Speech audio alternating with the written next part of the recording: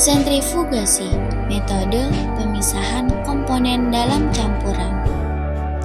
Sentrifugasi adalah teknik yang digunakan untuk memisahkan komponen-komponen dalam suatu campuran berdasarkan perbedaan ukuran, bentuk, kepadatan, dan viskositasnya.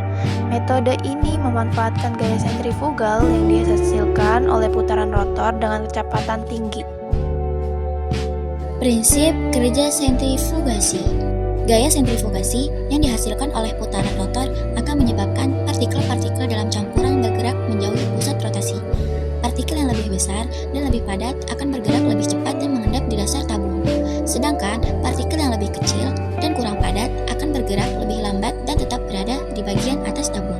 Dengan demikian, komponen-komponen dalam campuran dapat terpisah berdasarkan perbedaan karakteristiknya. Jenis-jenis sentrifugasi.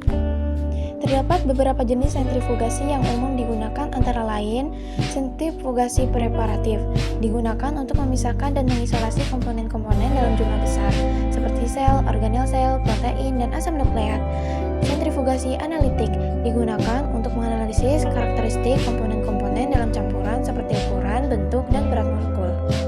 Sentrifugasi skala besar, digunakan dalam industri untuk memisahkan komponen-komponen dalam jumlah besar seperti pemisahan sel darah dan plasma darah. Alat sentrifugasi atau mesin sentrifugasi. Alat yang digunakan untuk melakukan sentrifugasi disebut mesin sentrifugasi atau centrifuge.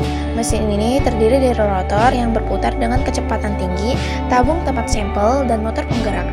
Kecepatan pemutaran rotor dapat diatur sesuai dengan kebutuhan. Faktor-faktor yang mempengaruhi sentrifugasi.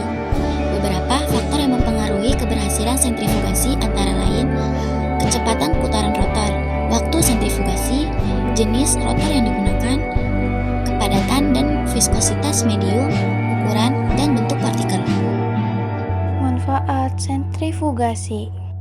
Sentrifugasi memiliki berbagai manfaat dalam berbagai bidang, antara lain bidang kedokteran, digunakan untuk memisahkan sel darah dari plasma darah, menguji urin, dan mendiagnosis penyakit. Bidang biologi, digunakan untuk memisahkan organel sel, protein, dan asam nukleat.